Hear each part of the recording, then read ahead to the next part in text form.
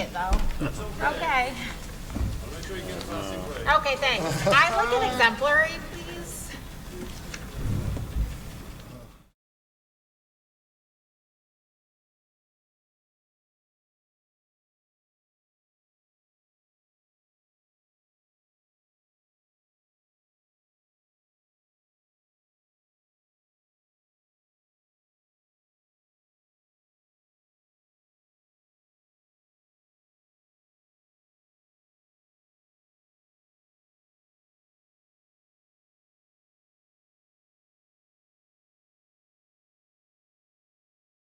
This test, it doesn't count for anything, but you guys have to sit here for 4 hours. We're like, oh yeah.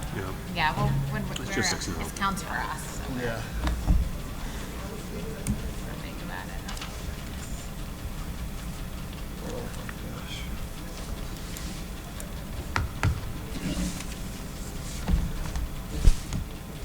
So are they going to be, like, is their presentation up here? Mm-hmm. Okay, so we can just go, like, sit in the front row or something? Yeah. I'm just gonna take it right in the face. You could do that too if you You were like. saying when they present, we can go sit. Yeah. So Need a we're not plan? getting blinded by the light. But we'll do the regular one first, right? Like in the order. The student advisors are gonna go first, right? Yes, yes. Oh yeah, you text her? Yeah. The two young ones figured it out. That tracks with like being new and being nervous and like checking and making sure. You know? Even me, I almost texted you guys to go, are we really doing it over there? I went to the high school instead, so This one looks like kind of a quick one too, so I'm gonna go home before pickup. I have to figure that out and I have the questions I'm looking up is Oh, you do? principal's out, so Two principal? Or you start- last 2 days I have one. Yes.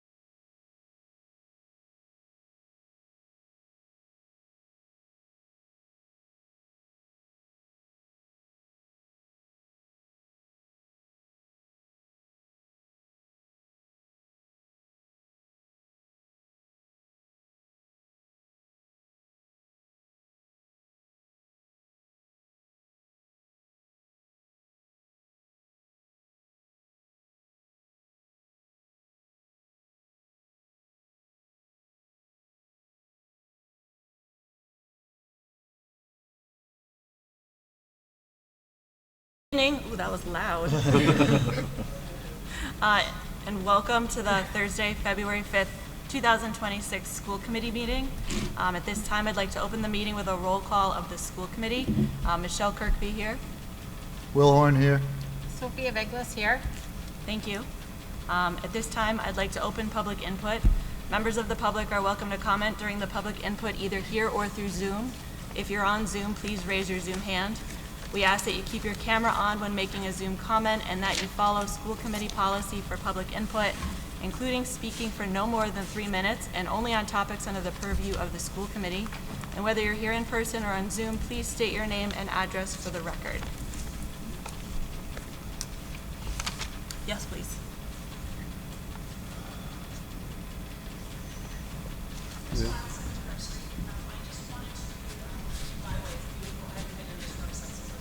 Can you put the microphone down, Chris? Sorry.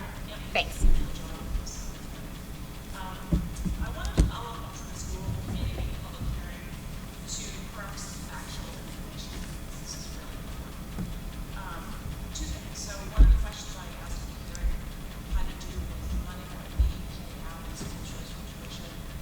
And so while it does in fact go to Chapter 70, that money then comes out of Chapter 70 from our finances. So even though technically it doesn't come out of our operating budget, we do lose that money. So it's kind of semantics, but we do lose that money. The other thing that was stated at the school committee here had to do with the districts that when they hold their hearings, that the ones who tend to opt out are the ones that hold their hearings, or the ones that opt in and hold their hearings during the budget season. That's not true. And looking at a large number of our districts in the state, I can give you a long list of districts, the ones that we tend to compare ourselves to, that opt out, and they actually hold their hearings within their budget season. Lincoln Southern, Sharon, Wayland, Westwood, Hopkinton, Dover Sugar. These are all districts that have opted out of school choice, but they have held their hearings during their budgeting season, most of them between January and April. And in fact, the most important point of this is they hold their hearings before their town meeting. That's the most important thing because that means that people have the option to vote. They have a voice at town meeting. If you look at our last 11 years, there has only been two times where we've held our public hearing before town meeting. One was during COVID, because town meeting was late, and there was one in April of the year. I didn't bring that note, but there was one in April 7 years ago. And in fact, too early on, twice, we held our public hearing after June 1st when it was required by law to hold it. There was actually a newspaper article about this. So I would just say that going forward, that these school choice public hearings should be held during our budgeting process and not after the fact when people have no ability to weigh in on it. And the school committee has a chance to really be better informed. Thank you. Anybody else? Is there anyone online? Okay. All right, next up we have the consent agenda. We have the approval of the January 29th, 2026 public hearing regular meeting minutes. There's no donations this evening. Does anybody have any questions or comments on the minutes? No. Do I hear a motion to approve the consent agenda as stated? So moved. Second. All in favor? Aye. Aye. Aye. Motion passes. All right.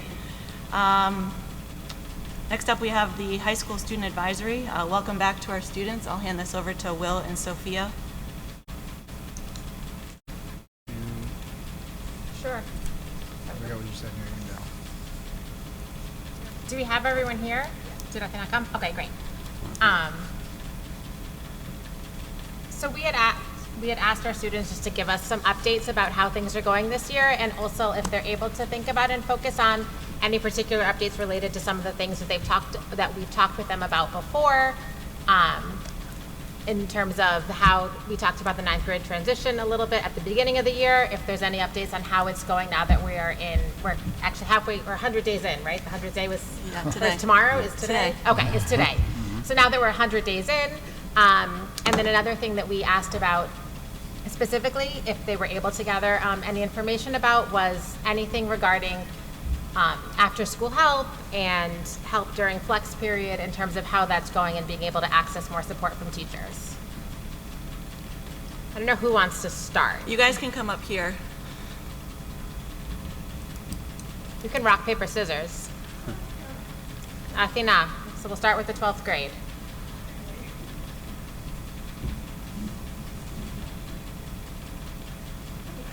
Hello. So in regards to the after-school help, I think now that midterms are over, flex is looking much clearer. I think it's a little difficult when multiple teachers teach different classes. I feel like that was something that someone brought up to me.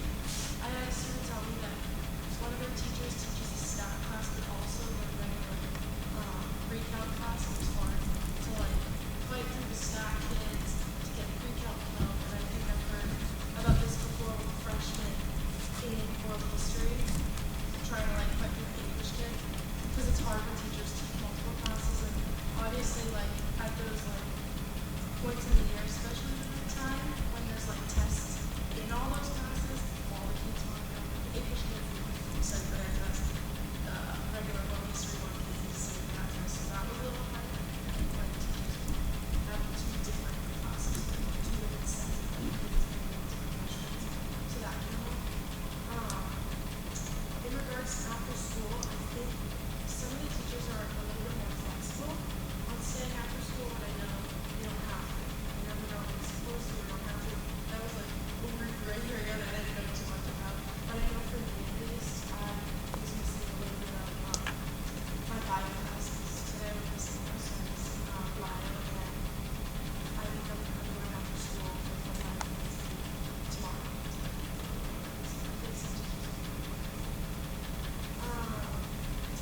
In regards to just what we've been doing, I know my senior class, we just had a fundraiser. It was financed by St. James, and we just saw it. It was like nice for like the seniors to have such a good year. And in that fundraiser, we totaled $1,200 and we got whatever. Also coming up, senior project. So all of the applications were sent out.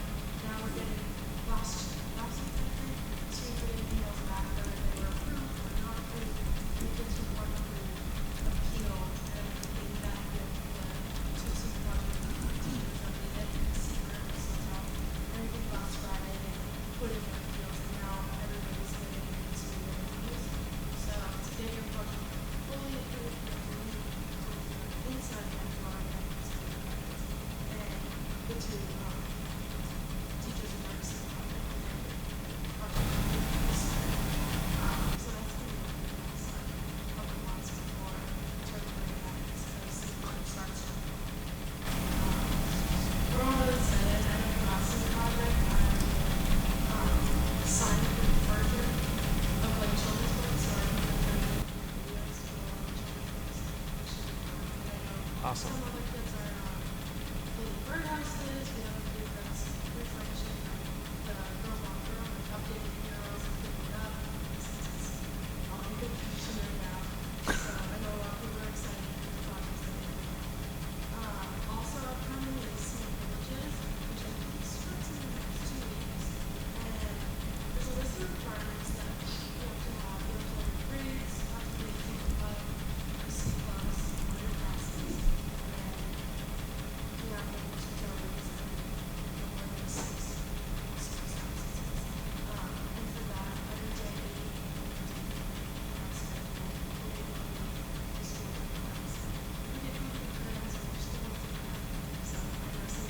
excited for that.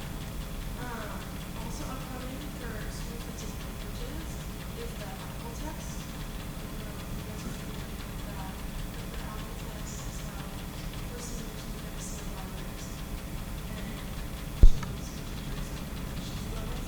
So I know Spanish is taking theirs tomorrow, and I think French is taking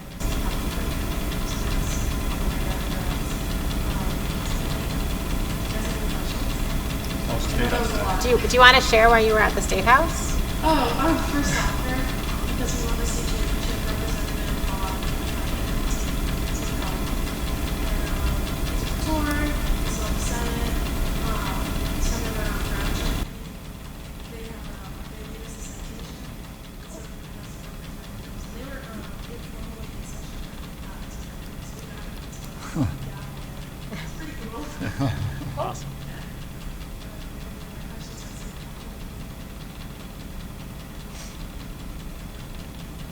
All good.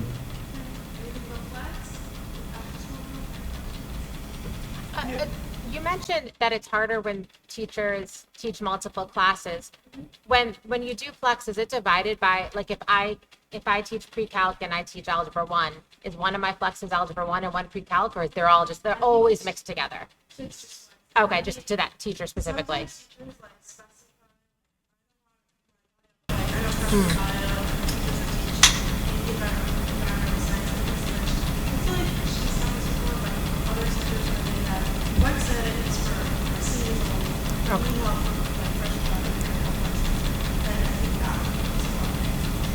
That works better, it sounds like, yeah.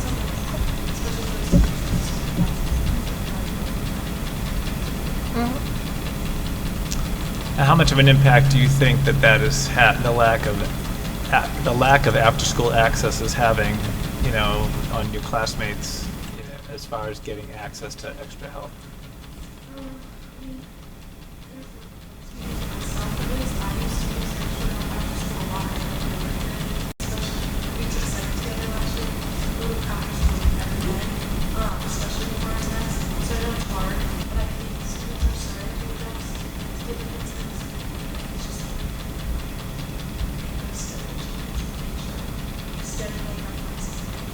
And the opportunity before school, has that been offered?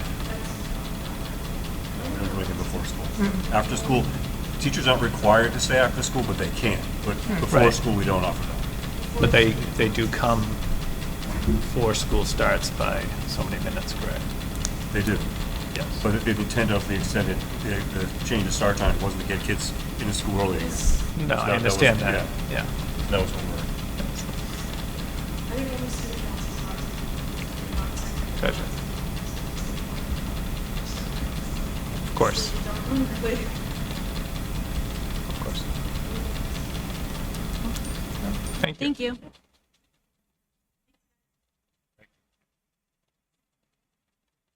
Who's next?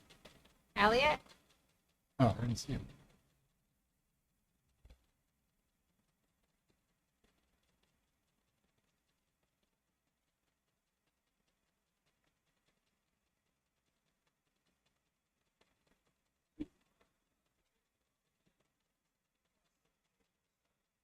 Move a little closer to the mic, Elliot.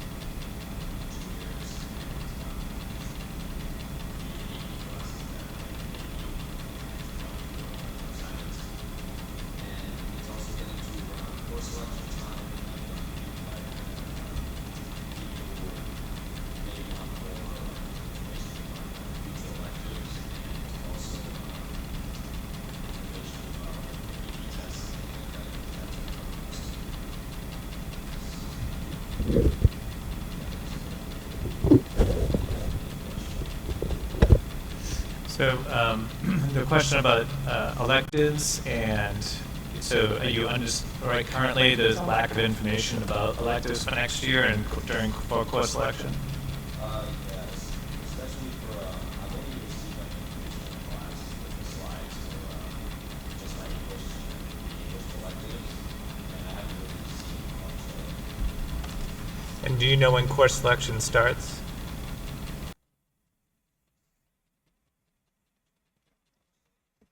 March 6th. How does the process? Well, hold on, actually, because I didn't know when course selection starts either, because I haven't seen it on any communication either, so that's why I was curious if the students got communication about that.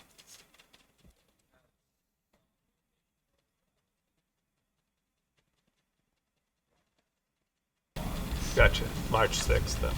What is the process like? Like, what was it like last year? Like, how do your teachers do slides? Do they talk to you one-on-one in the hallway? How's the course selection process work out at Medfield High School?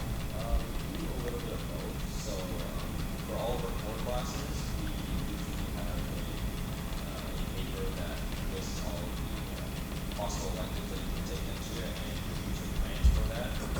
And after the teacher receives that paper, they will schedule a one-on-one meeting with you, and then through that, they will like talk with you and decide what classes you really want to take and like what level they think you're at, and then finalize those course selections. Okay, thank you. So maybe we can get some volume, so we could hear the speaker somehow. Unfortunately, we can't, because the fan blowing back there. Yeah. We can't close up with feedback, is what I draw everything out. Speakers are facing this way. So unfortunately, Great. no way to get sound back behind the back end. Okay, we're leaning in here. Yeah. Wait, what were you talking about the bathrooms being locked, Elliot? Yeah. What was going on with that? Well, the bathrooms have been locked because there has been like, I guess, vandalism or like sorts of like acts that like trashing of the bathrooms or like taking down like stall doors and things like that. And so that's especially with the boys' bathrooms, but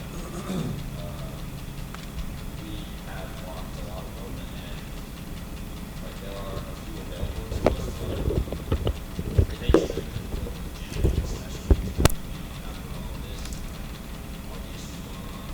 We have ways to bring this up that elementary school has, I think the situation's overall. Yeah, so we just restricted certain bathrooms that kids could use. So there were certain bathrooms that kids could use and others that they could not use. So it was easier to monitor certain bathrooms versus others. So, Yeah.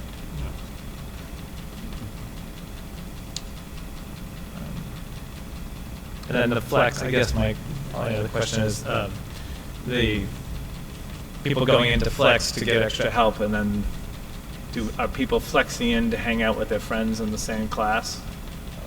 Sometimes, depends on the flex. But So they'll both say, I'll flex into AP, you flex into AP, I'll meet you there, and, yeah, okay. And so that's getting in the way of getting the extra help? That's, while someone's making up the test, but the teacher's approving that flex in though, correct? yes. Yeah. Gotcha. I Great. also have heard of the, it's like a testing room that the high school has, that people can flex into and actually take tests, because they have like a supervisor there, and I think that would be great if we could like advertise that more. Have Gotcha. that as a more available option, so like, And so would the student flex into the testing room, or would the teacher be made aware of that to make the test available in that testing room? both, because I think the teachers can flex students into there, but also we can, I believe, I haven't really used it, so I'm not too sure. Gotcha. I haven't used it, but I think that if teachers, they have too many people in their flex, if they're getting extra help from the teachers, sending them to the testing room. Gotcha. But they would know that ahead of time, right? They say, oh, you're gonna make up this test, use the flex into the testing room, it'll be waiting Yes, for you? yeah. Gotcha.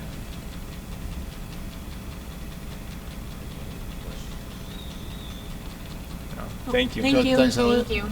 Thanks, Lori. Lily?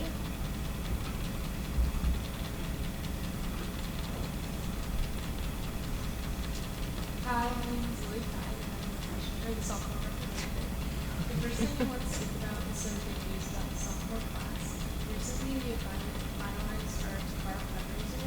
This will be taking place on Tuesday, February 24th, and some of the proceeds of the lunch and dinner, dine-in, and takeout will go to the classes community.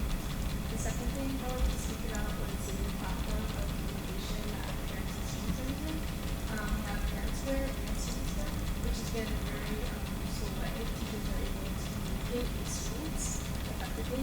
And some ways this app is used for scheduling reminders, providing weekly news updates, and advertising fundraisers. So far, the app has made a positive impact and also has been a good way for teachers to communicate with students. I also wanted to provide an update on how classes are going.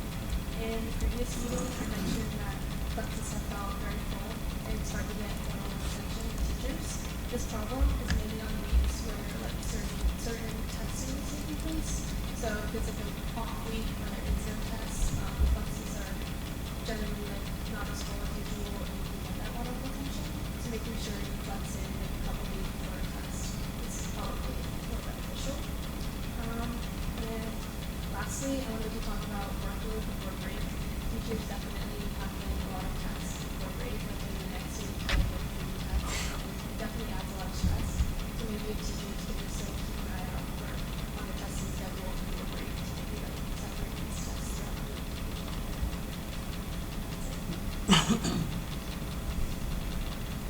Lily, can I ask you about, because I think we're going to ask Ellie about the 8th to 9th transition. Can you talk about maybe how that was and even like 9th to 10th, how you settled in? Because I feel like I don't know that we've ever talked about that.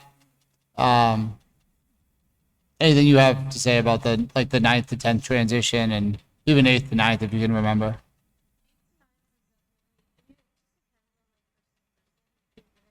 Time wisely, going into flex, communicating with the teachers. It's definitely a smooth transition. For me, I would always use extra help, especially last year. It would just be a very useful thing to have because I needed that one-on-one attention. But for students that maybe have time and managing their assignments and keeping track, it's definitely a lot more work than they probably would struggle with. Thank you. Thank you. Thank you very much. Ellery, you're up.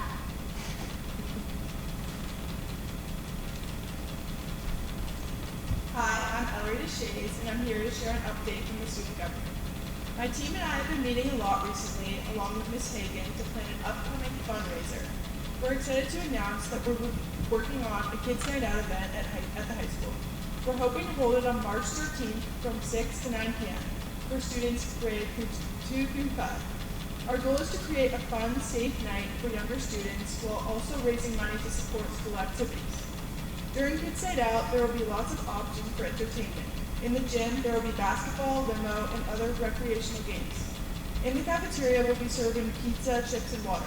We're also planning on reserving a couple classrooms, one for arts and crafts and another for just dance.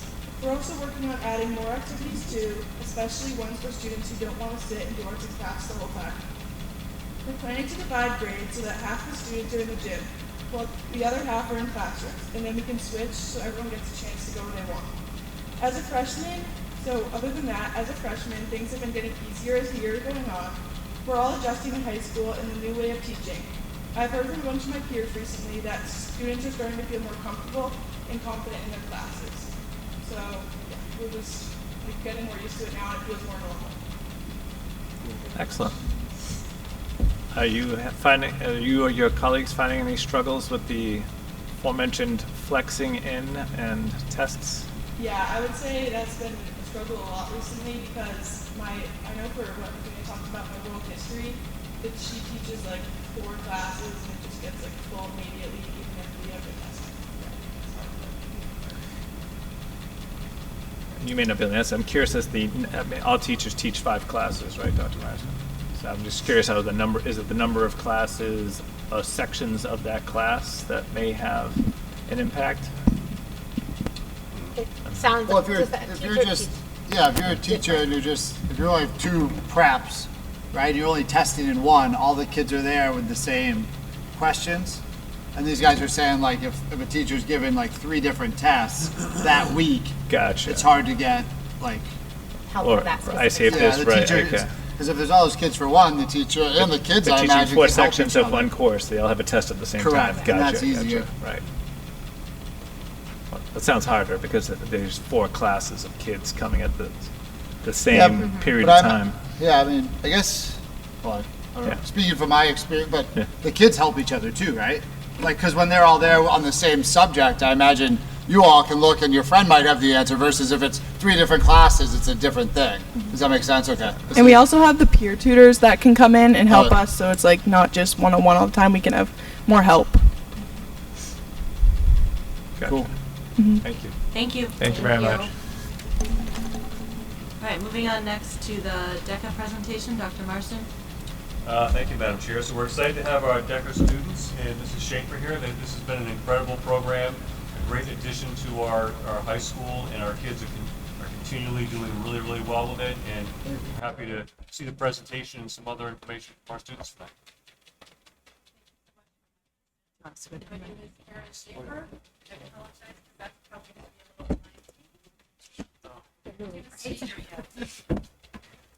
For maybe 2 minutes. Let's see if I can get this to mirror.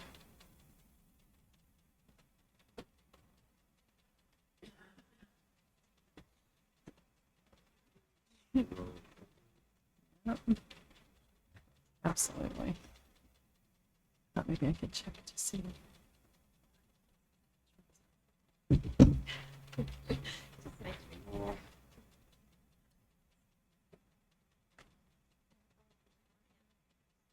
There we go. Nice.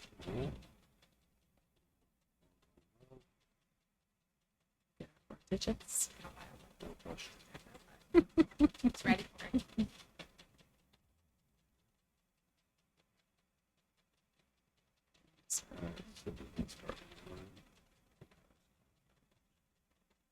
Fantastic. Thank you so much.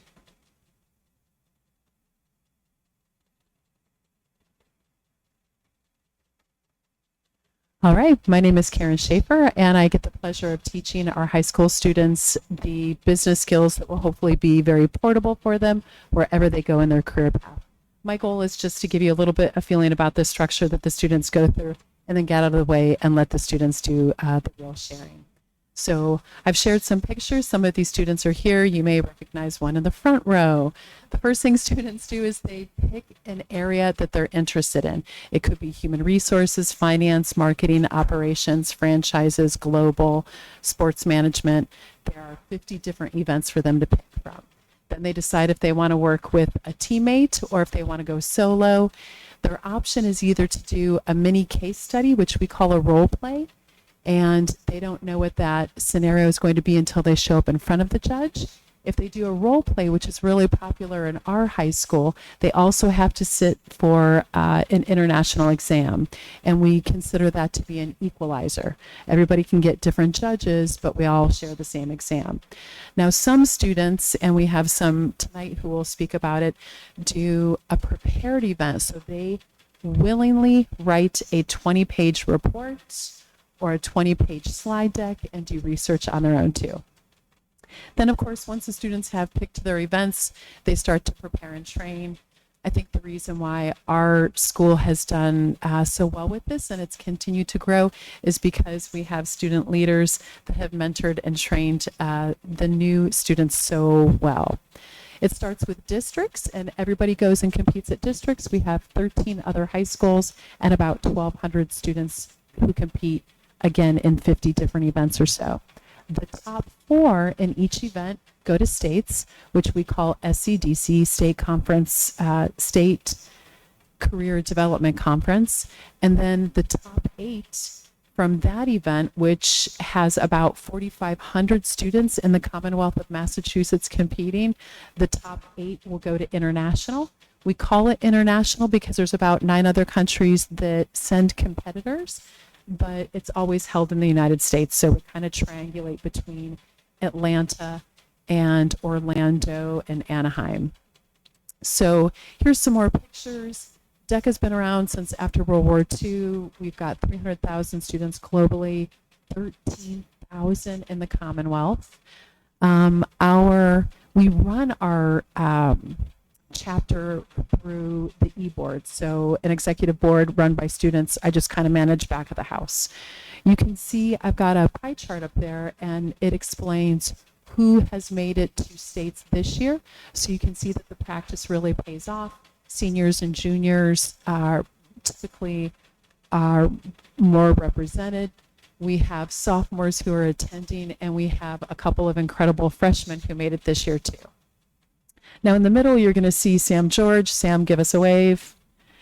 Sam served on our e-board last year, and this year he serves on the Mass DECA e-board, which we call State Action Team. So we're really proud to have our first student there. I've got a couple of links in case you ever want to check out DECA. Here's a picture of some of our e-board this year, training and mentoring. And you can see that we started at 14 students, grew to 33, 49, 85, 112, 221 last year, and over 250 this year. So we've had a lot of fun with it. Again, you will see some familiar faces here. We've done some fundraising. Buses are the bane of our fundraising. As you can see, almost $9,000 in bus expenses just so far for this year. Dunk Tank at Medfield Day is fantastic. We'll sell shirts, ask for grants, or write grants, I should say, and bake sales. I think that's about it. I did want to let you know that our States is going to be held at March 12th through 14th in Seaport. If any of the school committee would like to go and see what it's like, I'm happy to walk it with you, even if it's half an hour, 45 minutes. Should you want to come and judge, you'll see what DECA's like from the other side of the table. And you can see that I pulled in some photos from a couple years ago. Brady Mack has long hair in this picture. Now he's got the fantastic season kind of buzz cut, but the students do so well with their manners and their networking. That's a picture from ICDC last year. I was not able to attend because we were taking our kids who are seniors on trips, but wonderful Mrs. Lynch and Mrs. Olson from the high school took this fantastic group of 10 kids to Orlando. Okay, come on up, you guys.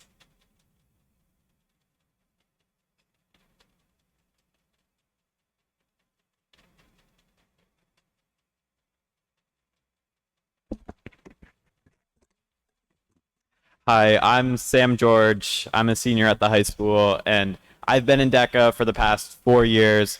And like standing here, I can confidently say that like being in this organization has entirely changed my life. When I first joined as a freshman, I was in a partner event back then for role plays. I was with my friend Jack, and like we somehow made it to the state conference. It was a big surprise, and like being there, I found at States, I was surrounded by, just like with the Medfield group, so many like awesome supportive individuals. I got to meet like a lot of upperclassmen who kind of mentored me through it, and like I found so much community in DECA in my first year. Like it really gave me a sense of belonging, and that empowered me to kind of get involved throughout my years. So sophomore year, I was really motivated to make it to internationals. I really wanted to do well competitively, so I competed in quick serve restaurant management, which is an individual role play event. And I had the privilege of going to internationals in Anaheim, which was just an awesome experience. It was so great being with the Medfield people and going to California for the first time. And then junior and senior year, I've gotten involved in some leadership positions. I've helped. I was on the Medfield e-board junior year, and it was a great experience. We helped grow the club a lot. Like Schaefer showed the insane numbers. It's the biggest school club at the high school by far, and it's really just like rocketed in the past few years. And so we've kind of helped facilitate that growth through a lot of fundraisers, mentorship. And then junior year, I decided that I wanted to run for state office. I knew like I'd seen the state officers at the state conference, and I had gotten really involved in DECA. And so I knew that like I wanted to expand my impact and help as many people as possible. So I was the first person from Medfield who decided to do that. I went through like an interview and test portion, and then I scored well enough on that where I got to campaign at the state conference, which consisted of like giving speeches and running a booth. It was some long days, but I was like privileged to be elected by the end of it. And being a state officer this past year has just been like the most incredible experience. I've gotten to facilitate activities for like the 13,000 Mass DECA members. We've run conferences, done a lot of state initiatives with like running Instagrams, running Zoom calls to help. And so at March, I'll be like speaking in front of like all 4,500 students and kind of running the conference. And yeah, I'm really excited for all of that. I think like being in DECA has just been an amazing experience. I have gained so much confidence, a lot of public speaking skills. Like even last year when I went to go speak at the state conference, I was so terrified speaking in front of everyone. And I felt that I've gotten like more confident each time. It's been an awesome experience. Hey. And then my one last thing I want to highlight is just, I think Miss Schaefer, like she truly is the most amazing person. I think especially being on my side of it this year, I'm serving on the board of directors. And so I kind of am on these Zoom calls with Miss Schaefer now. And like, I see like, she has to put in long hours of like tons of Zooms to facilitate. She will drive back and forth for hours to manage finances last minute. She was a co-chair this year, so she ran our entire district conference. She got all of those details ready. And like throughout the 4 years, she has just been like the most positive, encouraging person. Like she's been so inspiring for me and everyone in Medfield DECA. And so we really wouldn't be able to do it without her. So I'm so appreciative of it.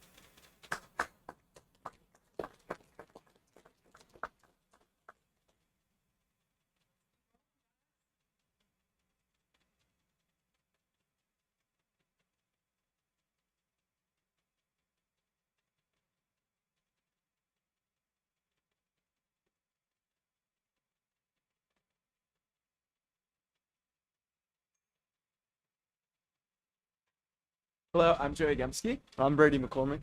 And we have learned so many valuable lessons through DECA, such as problem-solving abilities. Yeah, we've also learned how to network with, like, there's so many different towns from our state that go to these state competitions, and we've been lucky enough to make it to states these past 2 years. So it's been really just a giving experience, just getting to network and have all these different experiences through this DECA process. And here's one of this is our project from last year, where we did our marketing campaign on the Putting for Patients event in Medfield. And we were also able to implement this in real life, and we helped the Putting for Patients real life event. Yeah, so we were able to actually implement this campaign that we wrote, and we were able to put into action. And this campaign was able to help host the largest Putting for Patients event, which I believe we were able to raise over $10,000, I think, right? Yeah, so our campaign was able to help advertise it, and it was the largest Putting for Patients event in the past 20 years of the event going on. And we're just truly grateful that we were able to do this in a way that gave us creative outlet and get the opportunity to get revisions through Ms. Schaefer. And she has been such an awesome support through all of this, helping find us as many resources and tools as we can. And she's been such a #1 supporter. And she goes far beyond just DECA through this program, finding us real world business experience. Like I know through DECA, she was able to help find me a internship this year where I was able to study at Georgetown University. And now I get to lead a team this year where we're helping a Nigerian business partner all the way across the world. So it's definitely helpful. And yeah. And also, as you can see, there's a lot of research that goes into these types of projects. And through our years, just building upon each year and year stacking up to make our presentations even better, we were able to give back and help out some of the younger team. I mean, before the district competition, we were in the flex helping out some of the other prepared events, just prepare and get ready. Some of the freshmen that haven't been there before, just give them a breakdown of how the step-by-step goes and how to make their slides and their presentation a little bit better, give them a little bit of insight that we've learned. And yeah, that's just been a really big part of it. Since we've grown so much, it's really helpful to have somebody to kind of shine light on what you should do, what you should try to highlight in your presentation and just stuff like that. Yeah, and we're just incredibly thankful for Ms. Schaefer for being so helpful through all of this and helping because, like she said, we're more of a role play driven town, and she really helped us blaze a path to being one of the written events that advanced. I think this year we have the most written events out of any year, so we've definitely had growth in this area. And yeah, we're super grateful for Ms. Schaefer and this program. Did you guys get an announcement on Billy and Lisa, or was that you guys budgeted $300? We were able to through the iHeartMedia community calendar, so we were able to work with them since we would qualify as a nonprofit under this. So by the research that we did for our project, we were able to get that as a promotion.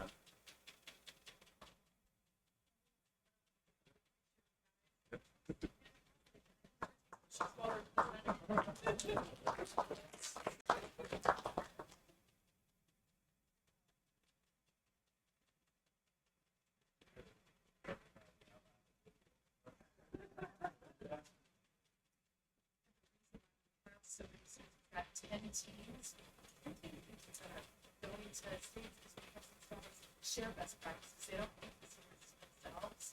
They share with students that are going to the same events, right? They want everybody to go forward. Kelly, coming out?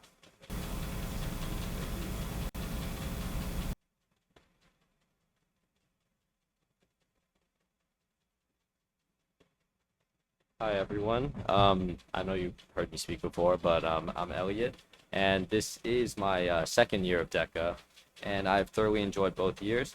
And I think what's special about this program is that even though I'm not particularly interested in going into business or even marketing or things like that, I think it's still given me really invaluable skills of invaluable social skills, professional skills, and even presentational skills that are useful in our even our everyday lives.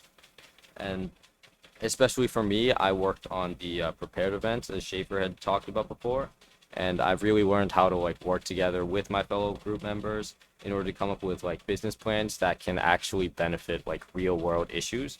For example, we came up with a business plan with a online service that helps the Japanese population crisis by providing guidance for parents or people who are unsure of parenthood in order to raise confidence in families and the confidence for families to have more children and increase the population. And through this, we made states, and I think it's really helped me learn how to talk with other people, present, and pitch a solution to various judges, and it's been a really special experience for me.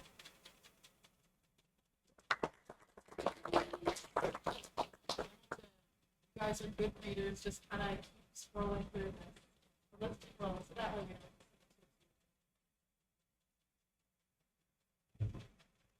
Hi, I'm Hamilton Krolek, and I'm here representing the Medfield chapter of DECA. I first heard about DECA from my cross-country captain, Chris Unger, who unfortunately couldn't be here tonight, and my teammate, Jackson Pershey, who's going to be speaking in a moment.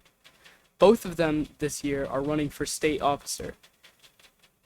I was also introduced to this by Sam George, who plays cello with me, and seriously was a huge encouragement to continue doing this. Honestly, I was really hesitant at first. My schedule was really packed, but they convinced me to give it a shot, and it was one of the best decisions I've made. DECA's become one of the highlights of my year, and it's connected me with people that I probably wouldn't have talked to much before, including tons of upperclassmen and even some sophomores that I just hadn't met. I had a lot of fun between the competition, preparation, and studying for the exam with Sam and other state qualifier and previous ICDC qualifier casts. But what's really stuck with me most is the community. DECA brings together students from different grades and different circles, all working towards the same goals. That doesn't happen often, and it's something I genuinely appreciate about the program. It's also connected many of the other freshmen as one of the only experiences that almost half of us go through as a class. I wanted to take a moment to thank the school committee for supporting our chapter. The opportunities DECA has given me and continues to give Medfield students make a real difference. Thank you so much.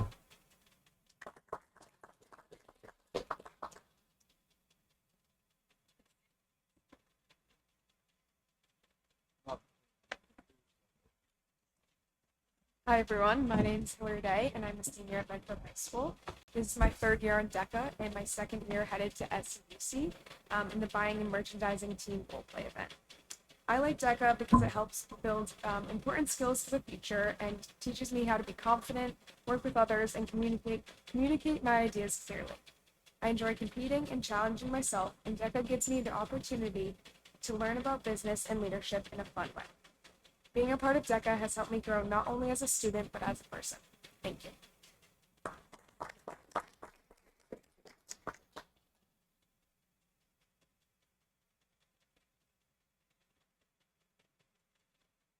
Hi, I'm Jackson Pershey, and this is my second year doing DECA. I'm a junior at Medfield High School. I do International Business Plan, which is a written, but never in my life did I think that I would commit myself to something like DECA. DECA has meant so much more to me than I ever thought it would. Whenever someone brings up DECA, I get overjoyed to talk about it. Whether it's late nights preparing for my event, or early morning runs to Dunkin' to pick up my lazy friend's orders, I was always happy to do it because it was for DECA. DECA has made me realize what I want to pursue in college and in my future.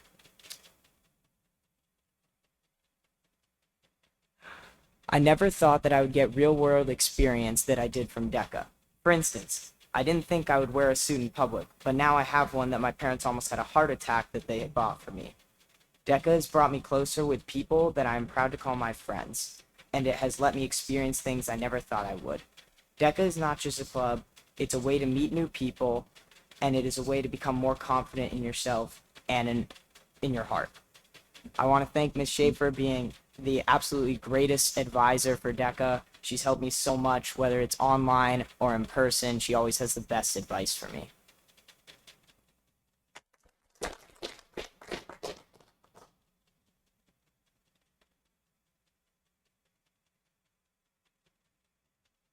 Hi, I'm Lincoln Kenny, and I'm a sophomore, and this is my second year doing DECA. So this year I wanted to do something different, and so I decided on the community giving project. And basically what I had to do was find an issue in the community and then actually fundraise for it. So while I don't want to go into business while I'm in college, DECA has allowed me to pursue what I truly love doing, and I've the past few years I've fallen in love with film. And so through DECA, I was able to host a film festival while fundraising for breast cancer, which has affected me and many others in my community. So DECA's really given me a way to pursue what I love. Ms. Schaefer's also helped me a lot through it. And so I've just really enjoyed DECA. Thanks.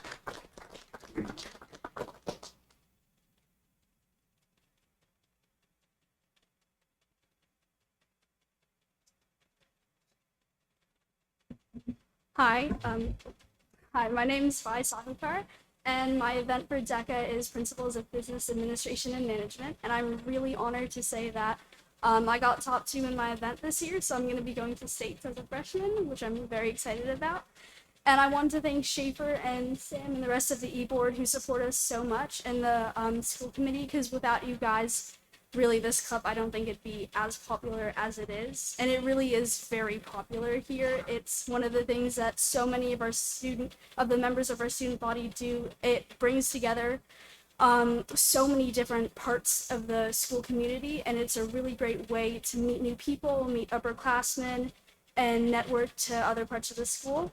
And I really do love DECA because when you're there, it's an experience that you get, and it's once in a lifetime for us, at least this time.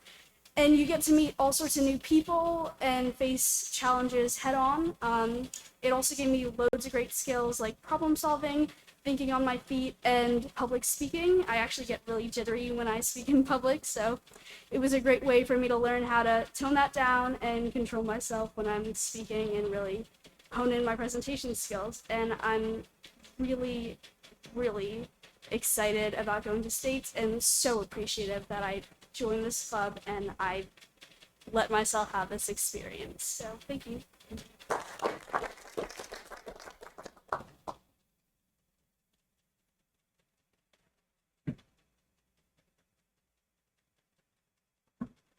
Hi, my name is Yachi and I'm a freshman.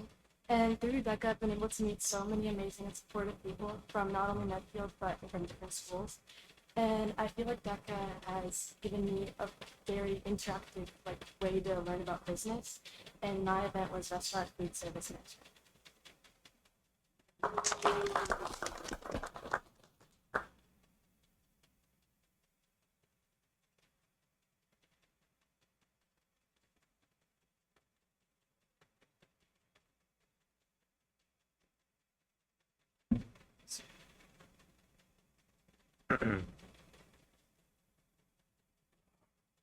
Hi, my name is Zach, and I'm a junior. This is my second year in DECA, and it's been a huge perspective shifter for me.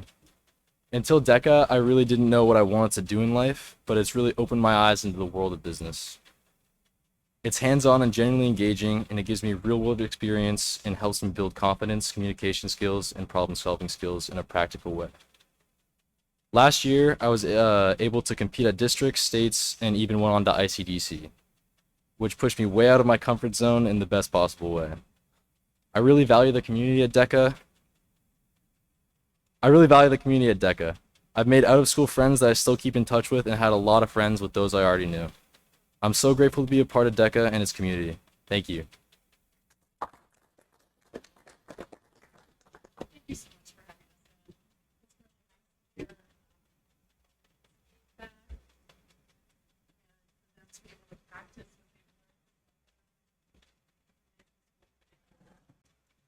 Thank you guys. Good luck at states.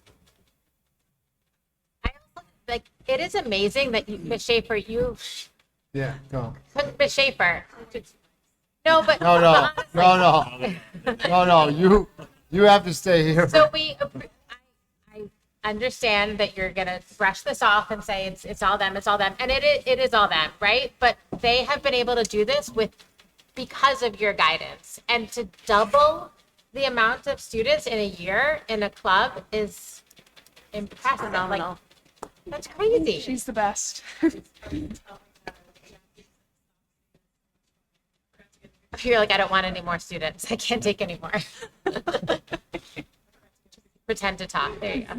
Ms. Schaefer, what do you think, or maybe that's the kids, what is the attraction that brings so many people to be involved in DECA? I mean, we're talking 271, which is... It's Miss Schaefer. It's part of it. Big part of it. I know. It's much fun for the ratio fits into the slides. It is so much fun. There's always 1,300 or 4,000 students for them to talk to. Savings usually they get to practice so much. And some kids go all just fit it in where it fits in. Community is different tonight. I never realized it until it really does make nice connecting tissue. It sounds like it. Fantastic. Yeah, it really is. Thank you. Half the high school. Okay, up next, we are going to discuss full-day kindergarten and preschool tuition. Dr. Marsden? Thank you, Madam Chair. So in your materials, you have a memo. We talked a little bit about this last week at the budget hearing. Essentially, as part of our ongoing FY27 budget process, we're reviewing all of our sources of revenue. So we looked at surrounding districts, and our preschool tuition was below the regional median. And when we're talking about this, we're talking about the 4 full-day program. Okay. Currently, Medfield charges $7,230, while the median tuition around comparable communities is $8,810. Several local districts, Dover, Sherburne, and Needham, charge significantly more, with rates exceeding $11,000 in some cases. Given the context around this, Michael and I looked at it, and we recommend 4 full-day tuition for preschool to be $9,000 beginning in FY27. It aligns, I guess, with our regional districts around us. In the budget implications, we anticipate an increase in revenue of $28,320, and that's based on the 16 students that we have in the program. But we anticipate the program, and we continue to work with agencies in town to support those families that may not be able to afford that. We've worked with Medfield Outreach and Medfield Foundation in the past to get tuition payments and reduce tuition payments for certain students. So that's kind of where we are with the preschool piece of it. Looking at the full-day kindergarten, I guess it's just really going back to what we originally had in the full-day kindergarten, which is $3,500 instead of the anticipated $2,750. If you remember, this class coming up next year was the last class we're going to charge tuition to. And then it was going to be free tuition beyond that. But I think what we're looking at right now, budget-wise, it doesn't make a lot of sense to do that. The additional revenue increase for a full-day kindergarten is about $146,250. And we base that on 195 students. So, as Michael explained during the hearing last week, that we take a percentage of students that will be free or reduced in effect. And even though we're expecting, 230, we base it on around 200, and we reduce numbers based on what we think we're free or reduced. So, we based our projections on 195. These additional revenues will allow us to move kindergarten positions out of the operating budget and then into the revolving account, which we've done in the past. So it's essentially going backward a couple of years, and we move them into operating. Now we're moving them back into the revolving account. So that would be my recommendation, to increase the 4-day preschool to $9,000, and then revert back to our regular tuition of $3,500 for kindergarten. I'm sorry, you may have just said it, Dr. Marsden, but it was at $2,700, the $3,500. I'm sorry? The $3,500 was $2,700 this year? Would have been $2,750 this year. That was the plan. Okay. So if you do nothing, it stays at $2,750 for this year. And that amount nets us 7,500 times how many? Sorry. So if you're talking about the full-day kindergarten? Yeah. Yeah, so full-day kindergarten, we anticipate an increase of 146 based on that, just on that increase there. Yeah.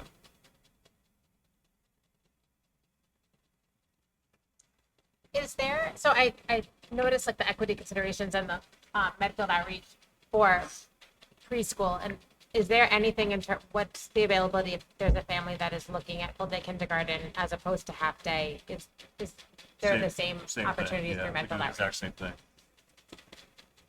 And we look at reducing tuition for some kids, and then that's at 5 to 10% that we build in there. So we know we're going to have more than 195. We anticipate that, but we know that there's some kids that won't pay full tuition. Basically. And then in terms of the preschool, I was looking at like what some other towns do, and what the options the cost for the rest of it would stay the same, like in terms of the less days. So it's just for that 4-day. Yeah, we're pretty much in line with everyone else. Okay, that's what it it's seemed the like. 4-day that we're not. Okay, I just wanted to confirm that.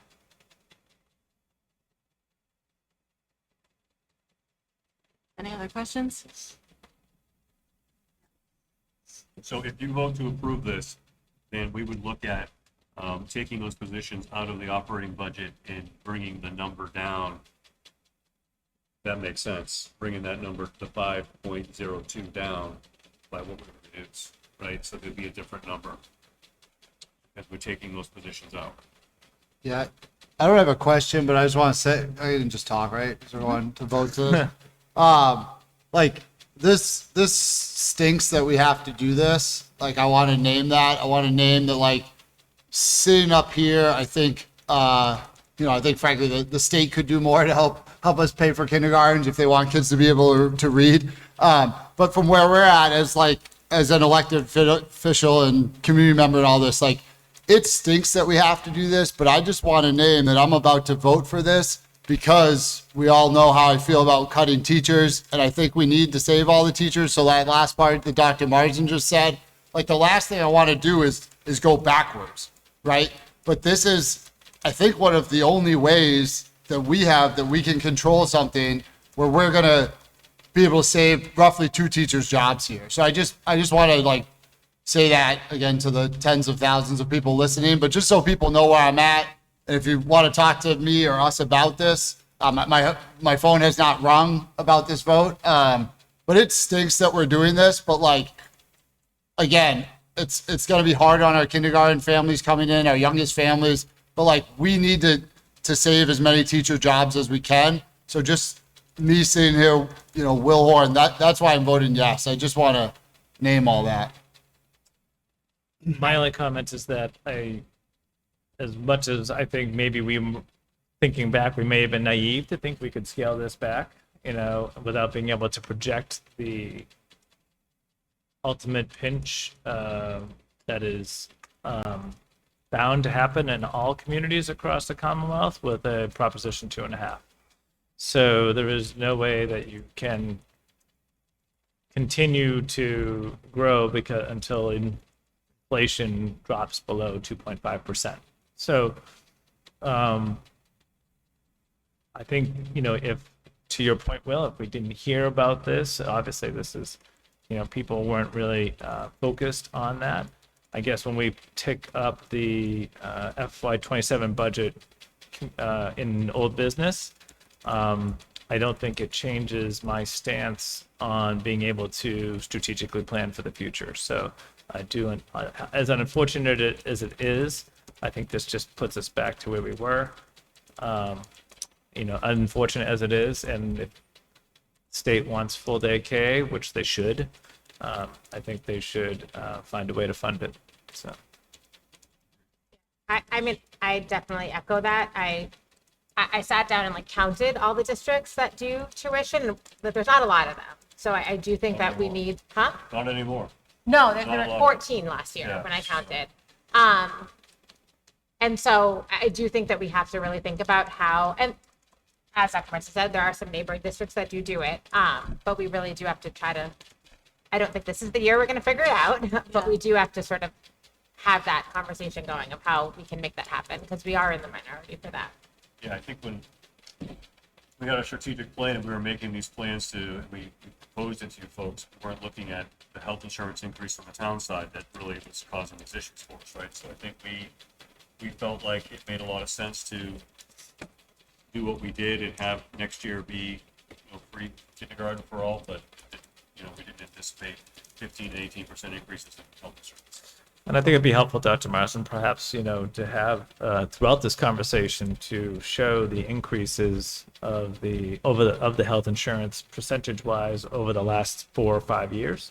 I know that 3 years ago it was probably under double digits, but the last 3 years have been double digits.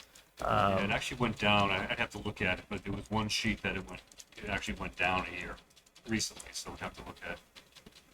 And I think a lot of that also. Did it go down a year or something? I know that the town had over budgeted for the health insurance. Credits, right? So yeah, we got credits from the insurance company the year after COVID, we brought it down. So yeah, that was. Yeah, we can put that together. I know that the town has that available. Even in the last 3 years. Yeah, I agree. I think it's disappointing that this is a step that we have to take, but I recognize that we are in a very tight budget situation, and charging tuition to be able to put 2 teachers back into the revolver so that we can fund their positions.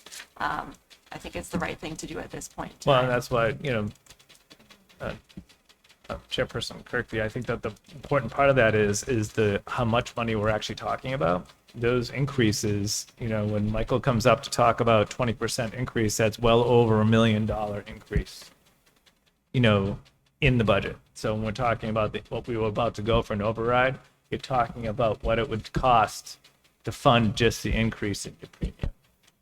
So, because that's what I budgeted for in our budget of a similar size district. So I just want those numbers to sink in where we're talking about increasing 146,000. That is less than, you know, that's barely over 10% of, you know, it's only 14% of what we're trying to encumber. All right, any other comments on this before we vote? Do I hear a motion to approve the tuition increases for full-day kindergarten and preschool as stated in the memo? So moved. Second. All in favor? Aye. Aye. Aye. Aye. Okay, carries. Thank you. All right, Dr. Marsden, the mid-year strategic plan progress update. Thank you, Madam Chair. So in your materials, you have an update of where we are. Yeah, I know it's 3 pages, but I'll just kind of go through quickly if I can, and certainly will answer any questions that you have. I think safety and belonging is something that we talk a lot about, and you heard it with our DECA kids today talking about belonging as part of that group. Some of the interesting things in here, evaluate the current practices to support students and staff well-being. So we administered the Metro West survey this year. As we all know, that happened this year. So we had a lot of opt-outs, as you remember. So we'll see what the results are this year, and see how many. I think we had something like 20% or something opt-outs. So we'll have to see how the results go there. You know, the implementing Wayfinder district-wide was a really important goal for us. So weekly lessons happen in pre-K to 5, all school assemblies. Blake has monthly lessons in advisory over 2 days, and the high school has lessons on day 1 every 8 days. So that's been, you know, positive received. I think sometimes the older kids don't like the fact that their time is taken away from them, but at the younger grade, it's been super positive what's going on with that. Promote a sense of belonging. Align DEI efforts. Our DEIB committees every other month. The DEIB belonging group. The buildings have meetings every single month, and then there's a group that is the district-wide meeting, and they've done a really good job with that. Looking at curriculum, etc. With school safety, that we had a new SRO this year, and our SRO and our SLO, remember that's a school liaison officer. They've been visiting health classes, talking about bike safety and internet safety, and that's been really positive. The restorative practices, that's been ongoing, responsive classroom and restorative practices. We do have a full staff training planned in 26, 27. School start time implementation, implemented the new start times. We're going to look at soliciting parent, staff, and student feedback later on in spring to get some feedback on what they think about it. Certainly not perfect, but we feel like the positives outweigh some of the negatives that you've heard some tonight from students. And then we implemented that new extended day program to support the elementary families, which has been fantastic. That's really been a nice addition to our school community, and it's really filled the gap for those parents that need it. In terms of communication and engagement and community engagement, the implementation of Parent Square has been very successful, aside from the storm call that some of you got 3 phone calls in one night. They fixed that, so they say. It's interesting. And then we went, I spoke with them that entire day that we were off. You know, I spoke to them for a while on that, because what had happened is that it was just different levels of sending. And when we were sending them as people were getting what they chose to get. So if you chose you wanted a text, you would get a text. If you chose you want an email, you got an email. If you chose you want a phone call, you get a phone call. And then it goes through and it does all of those. And if there's no one reading the text, no one looking at the email, opening it up, then it goes to a phone call. So we had to switch some of the settings so that it goes directly to a phone call as an urgent call, not as what people chose. That's what happened, why some people got multiple calls, some didn't get calls at all. So they had an issue with their third-party vendor, but I think it worked out well, and everyone was notified for sure multiple times. So that was one little hiccup, but so far it's been really, really good with great positive feedback from parents on that. We're working with, having conversation with Parent Square right now about updating to one of their websites. We probably won't do that this year based on our budget situation. Homeschool connection, we just had a Medfield Talks this past week. We have another one planned in April and May. That's been going really well. Family webinars at the elementary level, one's coming up this month, and I know there's going to be a couple on AI, one for elementary parents at the end of the month, and then the second night after that for secondary parents. That's really positive. I'll skip down to curriculum.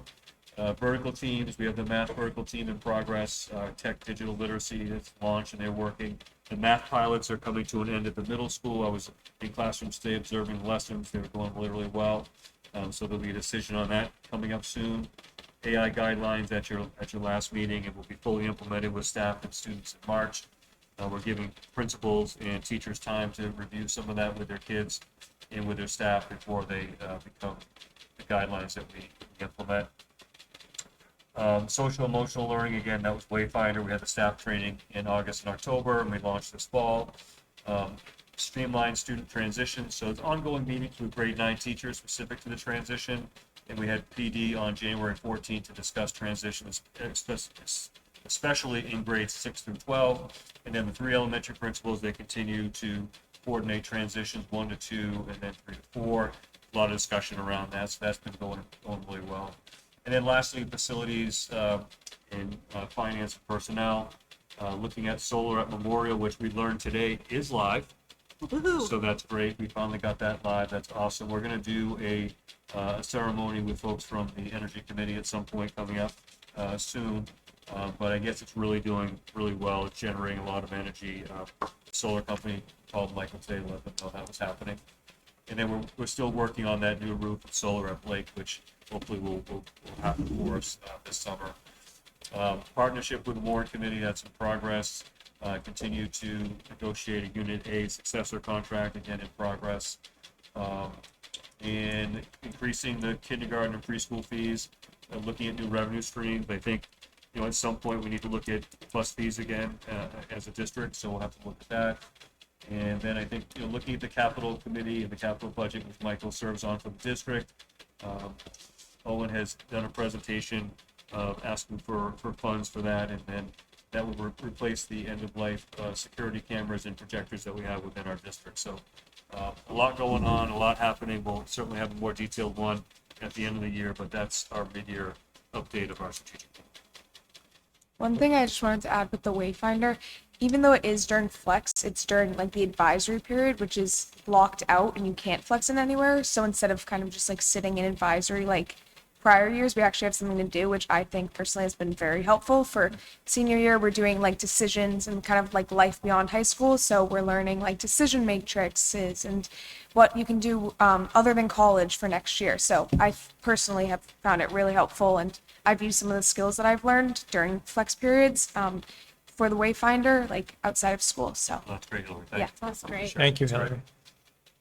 I'll say my elementary school student seems to love it. I mean, my 11-year-old boy clearly is not very engaged in it, but that's expected. But I'm glad to hear that at the high school. yeah, I think that's grade wide. I think everyone finds it helpful instead of just being on your phone during advisory when you have to be there and locked, like you're flexed in so you can't move. It's actually giving you an activity and you're talking with your classmates and kind of learning what everyone wants to do, and also like kind of making decisions for, yeah.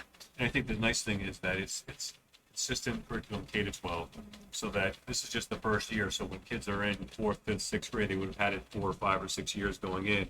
So this is the first time, the exposure to it. So by the time, our kindergarten, 1st grade kids are at Hillary's age that would have had it for 11 or 12 years and really be effective. So. Back to the solar, Dr. Marston, will there be a website that will show the active production day over day? I'm sorry, what? Will there be a website showing off the website showing solar production to the community? Oh, that's a good question.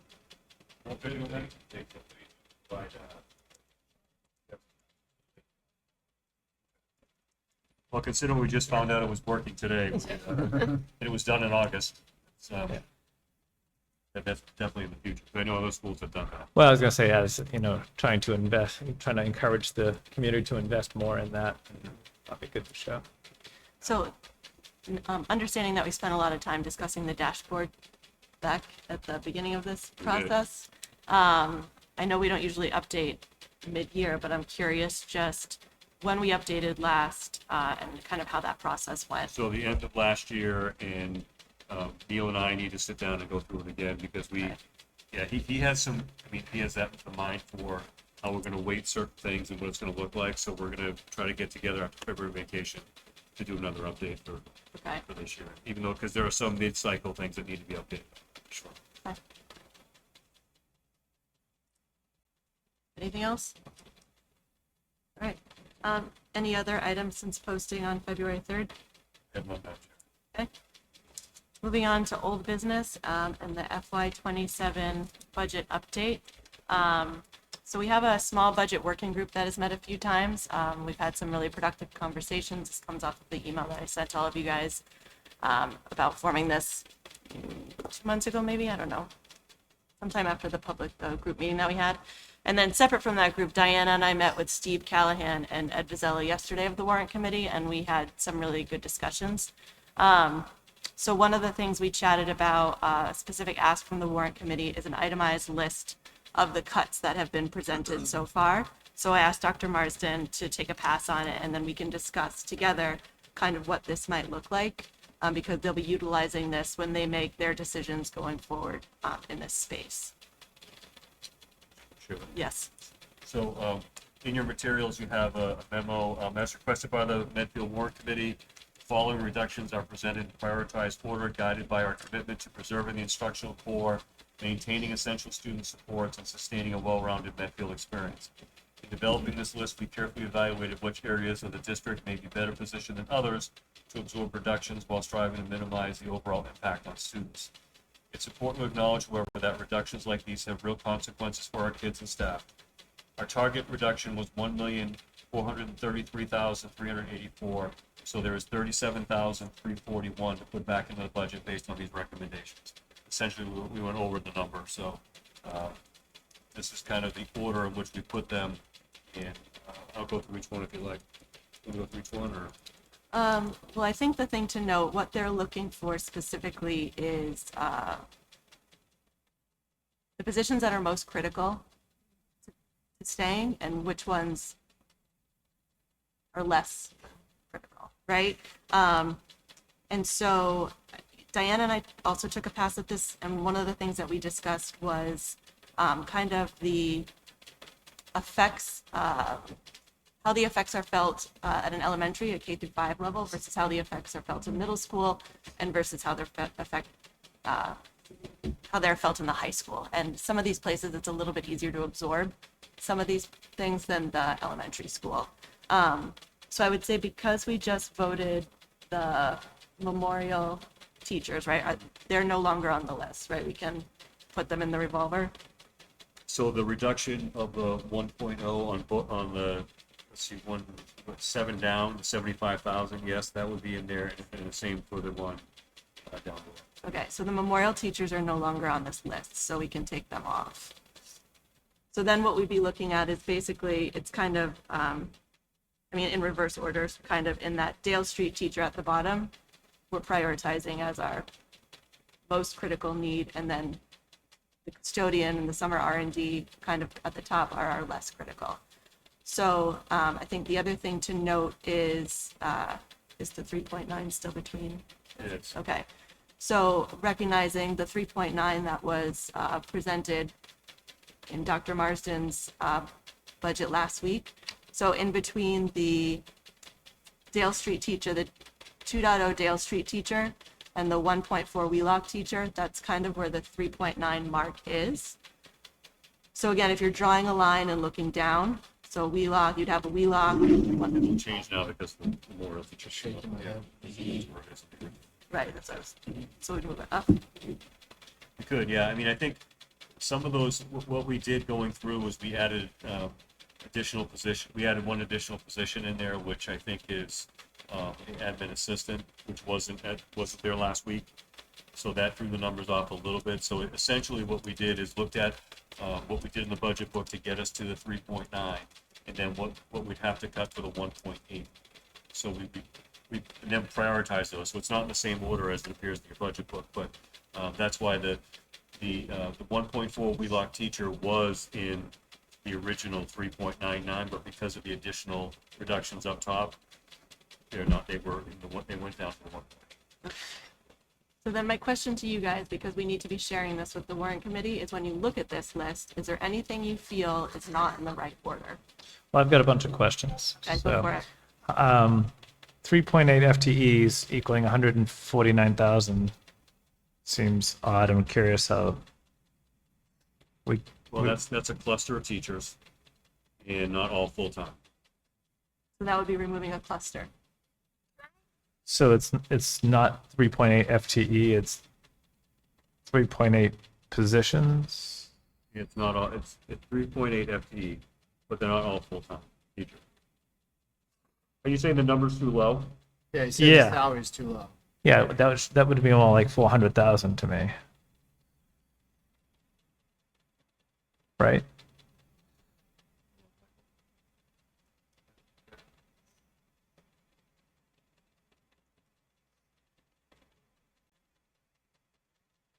So the way it works, Leo, is it's you have to look at the teacher's contract Mhm. and the RIF process, and you have to go through. Yeah, sorry, the fan Can you makes hear it me? really hard to hear. Can you hear me?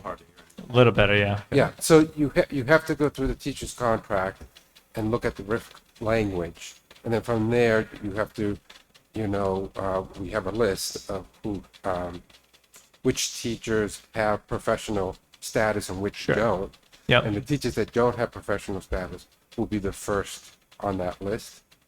So it might not be a middle school teacher that gets RIFed. It could be a high school teacher. It could be an Gotcha. elementary teacher. Okay. So All right. you have to pinpoint that, which we have done. Gotcha. Okay. That makes more sense now. And so if we were to, okay. Can I just ask, like, the thinking behind, like, lumping the, sort of in the order of importance, like lumping the Blake teachers together? Can you talk through, like, what the thinking of, like, what was the rationale for keeping that together versus maybe splitting it up and having them in two different So I would say that spaces? Does that sitting make down sense? with Nat Kelly, going over the schedule, and then going over the class sizes, Mhm. that it made sense that you could, I mean, it's not perfect, but one reduction of a cluster could be absorbed at a particular grade level better than others. So that's why we kept it all together. I think what would be helpful to submit with this would be the class size impact, K to 12, and so what the average class size impact would be. I'll remind folks it is something I'm extremely passionate about, as far as quality of delivery of education. So seeing what a cluster being absorbed for just this 1 year, mind you, as we have 2 bubbles, I believe, coming through the system, if I remember correctly. We do. And I believe, if I remember correctly, they both will hit Blake at the same time at 6 and 8. 6 and an 8. 6 and an 8. So, and so looking at that and what that does over time, I think would be, obviously something that we could share in this process. And I guess somehow explain, if I'm asking it, the 3.8, someone else is going to probably ask that question too. So. Yeah, I mean, I think, this is a very similar conversation we had many years ago when we were looking at class size, and there was a cluster reduction that we looked at doing, and the committee did not want that. And, those kids enjoyed really low class sizes for their entire middle school and high school career. That was something that and I'm talking about 14, 15, 16 kids in the class for their 6 through 12 career. And I think also, obviously, the high school, class sizes, I think would be important. And I know that's a moving target sometimes with electives. It's a huge moving target because based on the schedule, you could have 15 kids with one and 29 in another if they're in the same class. It's not, I mean, we can get all that obviously, but it's not as easy to. I think it's more section size than class. It's section and course offerings are the issues. Yeah. It's pretty cut and dry in elementary. Yeah. It's really cut and dry. So we would be able to. So K to 8 is probably. We've looked at the elementary removing 1 or 2 per grade level, what that does to certain grade levels. And you're looking at, as I said during the hearing last week, you're looking at numbers that push the limits to what your policy says is acceptable, for sure. And I would think the expectation for Medfield parents is that elementary school classrooms are 17 to 21. That would be a clear expectation I would have for the Medfield parent. I'm telling you, if we reduce those numbers as we're talking about, they will not be that. And I won't quote a number because I'll be held to it forever. But I will get you the numbers next time. Go through. Yep. That's fair. How would you even, how do you get the high school class size number? How would you even do I that? look on Aspen. Section And number. by course, have to be all by course. Yeah. Yeah. And just what it is currently, cut a teacher that does like that, but we won't know like next year how many kids sign up for each of those classes, You right? don't. I just want to make sure, Yeah, you K don't- through 8, I'm with you, and I know people want class size, and this is, again, why I think our teachers are great, but we know if we lose them, also the class sizes go up. So I'm here for this. I just want to make sure it's super clear to do class size stuff for the high school. It's very hard to do. I understand you'll give us the sections, but next year everyone will take art instead of it's just a moving target, like you said. So I just, It could be core classes too, right? Yeah. So, you'd Yeah, be sure. targeting your cores, and then your freshman math classes may go up by 3. Right. And I think the cores you personalizing. can do yeah. it. I think Yeah. that would be helpful. just Or like- reducing electives, right? I mean, that's which people Yeah. don't like to do, right? You reduce electives, which was on the table 5 years ago, I believe, right? Sure. Yep. So, But overall, I'd say I think the order looks like makes sense. I think it's the younger we want to. I like the younger schools, whatever we say, being the highest priority to keep. I think that makes sense. So well, I think go to the list. I guess instead of that, K8 having class size impact, I think perhaps it's programmatic impact at the high school. Right? What's the programmatic impact of those cuts, or are we looking at non-scheduled folks that are on this list, like coaches and other folks of that nature? Well, I mean, I think one of the things that people aren't really clear about is when we mention things like a couple of meetings ago, studies isn't flex. And I don't want people to confuse the two. A study is kids in a room with whoever's open on that particular period to cover kids. It's very different than flex. It's not like kids can go into it and they can get extra help or take a test. It's just a very different animal. It's not as organized as flex. It's just very, very different. So there are other communities around here that have instituted those studies, not flex, in middle school and high school. And I think that's where we don't want to get to ever. We don't want to go back. We don't go back to that. That was something that was, 20, 25 years ago in Medfield. We don't want to do that. So I think, that's a potential when you start having not enough courses for kids to take. They have to be somewhere.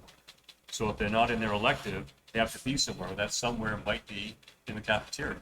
And my understanding, That's the difference between a study and a flex. I don't want people to think they're the same thing. and neither one of those counts as time on learning. Is that correct? Correct. Study or flex? Flex does. Flex does, but study does not. And just for people, I think, in case I mean, I anyone have to ever check watches on the this. study part, to be honest with you, but I Yeah. think some places count it as. Yeah, some districts count it. I think they call them Yeah. directed researchers and Exactly. certain Yeah, right. things. And it's Yeah, It's a that- study. kids watch a lot of Netflix. That but- wouldn't be us. Yeah, right? yeah.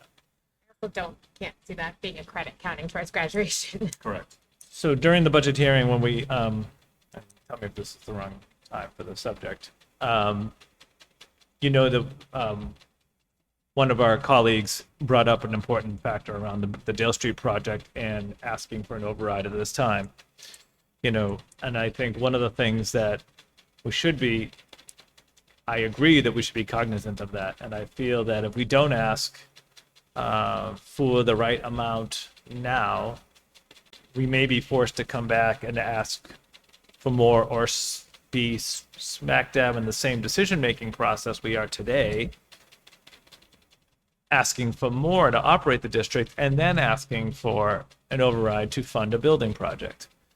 So I think I understand her concern and I agree with that. So I think one of the things we should be thinking about in this budget is the longevity of the number to operate the district in the coming years without asking for an operating override. So I will say, again, touch base with Steve today, and at their meeting this coming Tuesday, the warrant committee will be discussing the establishment of a new article to establish an operating budget stabilization fund to handle some of the concerns for the FY28 budget. I don't know the mechanics around it yet. That's just the information he shared. But I think it does go a little to what you're saying in regards to, can we evaluate some things that might help us in that space? I would love to hear some, that sounds like the rainy day fund to me. I mean, But again, we're going to put a different label on it. so Tune in that- on Tuesday, I guess. And I know there was discussion about AAA bond rating and everything else, but they will look at that and call it for what it is. The Department of Revenue in the state of Massachusetts looks at everything and calls it for what it is. Some of the learning I've done the last 2 years of my career, and it's still going to get funded from the same pot of money, our taxes. So I think that's a great idea. I love some of the new thinking over the last 5-6 years that the town is engaged in as far as funding capital projects. And I think we're seeing it pay off by funding, having those set funds go into there. And I think we're in great shape because of it. However, I think as far as the day-to-day operating costs it is to run the town and the schools, it's currently right this second requiring, the tax levy is not meeting what needs to have that at the current services that are needed.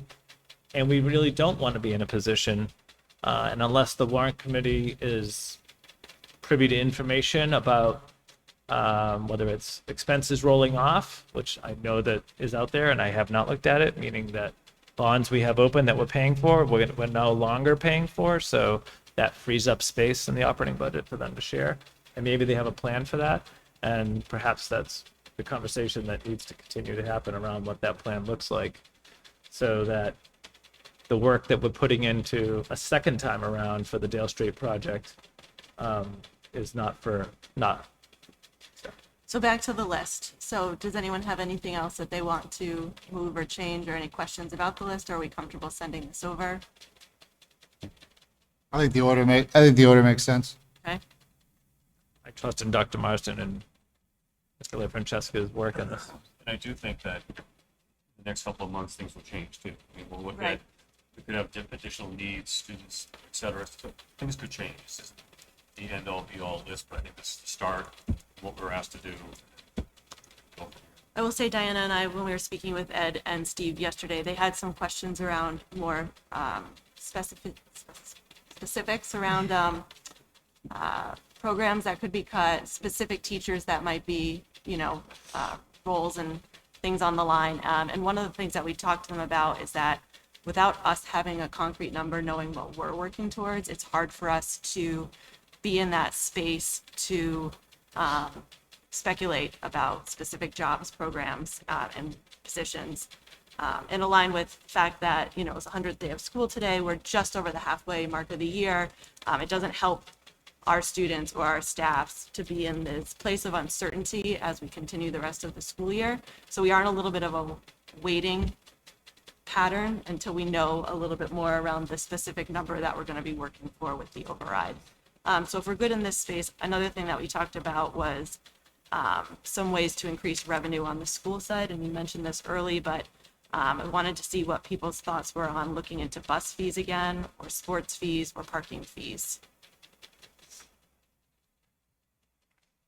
I've said before, I'm here for as I don't what people are going to say what they say. I think increasing fees, because it is a way that people that are using the school can pay extra, because obviously we have lots of taxpayers who don't have children in the school. So I like the idea. I have learned from Michael that me saying I want to increase, a lot of them are earmarked for a specific thing, right? So I just need to know that kind of stuff. Michelle, when we're talking about fees, sports fees live in athletics, right? So that doesn't help us save teachers. So I'm here for more, those of us with kids in school, the more we can help and be ourselves. We need the money, right? I mean, I'm not going to keep going and people say whatever they say about me on Facebook, but we need more money. I'm here for more money we can add to the pot, right? We just voted to increase kindergarten tuition, which isn't something any of us are excited about doing.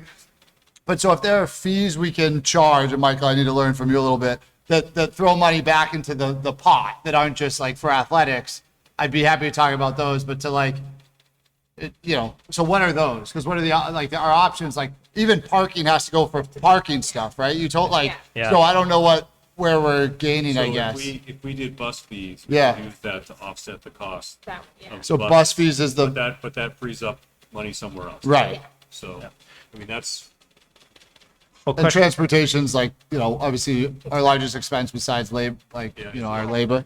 Has that, so the history of that, how has that been looked into before? Or what has, I guess I'd be curious about, in looking at some other districts and what they do. I saw that some do bus fees for middle and high school or things like that. I guess I'd have questions about We have What? we have a unique problem, and correct me if I'm wrong, when it comes to, Regionals can't. right, well, no. Oh, I meant thought here. you meant Oh, DR. no. So what he was referring to is regional districts Yeah, yes. get funded for, Mhm. from the state, or get some funding. But when we have a unique issue here, whereas we have to bus students over beyond a certain mileage. Yeah. All of our buses go to all of our schools. So each year there's going to be an operational overhead to find and fund that each time, like who gets exempt and who doesn't. Yes. Then if I remember correctly, the savings was in the neighborhood. I don't know, Michael. Do you remember? I have around Yeah. $150,000 in my head as a savings. Yeah, it was a little bit under 150 because I had 147 to be honest. it was because we have to hire a part-time person to manage Yeah, it, of course, right? yeah. Because I'll give you an example. If you live, let's say, on Green Street, right? You live at a distance from Wheelock where you don't have to pay for your child to go to Wheelock, right? But you're required to pay for your child that goes to Dale and Memorial. So you could be paying for 2 students and not the one that's going to Wheelock. But they're all 3 going to be on the same bus. Yeah. And everyone 7 through 12. And everyone, yeah, and 7 through 12, we don't have to provide transportation if we Yes. didn't want to. So when we spoke about this last time, we said we could, in year 1 or 2, look at having fees for students that are in grades 7 through 12. We have all the data. We have, what other communities charge. We know which communities charge at the 7th through 12th and which charge, K through 12. Most districts that charge K through 12 are neighborhood schools. And it's just the way we are set up here. The last time we did this, it was somewhere around, let's say 150, but you had to add a 0.5. So, we set up 0.5 was about $30,000. So you would take that off the top. So you would be bringing in approximately $120,000. And that was charging fees for 7 through 12. That's 7 One- through 12. Yeah, so, Okay. I mean, our Yeah, thinking elementary school would our be a thinking nightmare. has changed I a mean, little I think bit though. to Mike and I figure out. talked about the last couple of weeks about looking at a K-12 model and really charging for everyone. It is a lot to do, but there are 2 other communities near us that have a similar setup with Holliston and Hopkinton, and they both charge elementary. So I think it's kind of, we're at that point right now where we need to look at this again and look at it seriously. And Medway was the last one around here that wasn't charging like us, and they added it 2 years ago. So we're kind of alone in this right now. So if you'd like them to put something together, we can have a presentation about this in one of our March meetings. If we feel like this is a worthwhile. I think we owe it to everyone to look at it. I think, one of the things I also remember is the number of buses, even though we may not use them all for part of the day, we still have to lease them because pay the company to lease them because they've tied the bus up for that day because they can't go reuse it elsewhere. So there's a certain level of overhead that's also involved that cuts into what we think we can obviously save. And I think perhaps maybe there is a surveyable approach here, among other things that I'd like to see surveyed, that is, the stomach to pay the transportation fee, who would and who wouldn't, so that we could get an idea of what the ridership might look like. Because I always kind of ask my kids how many kids actually take the bus in the high school.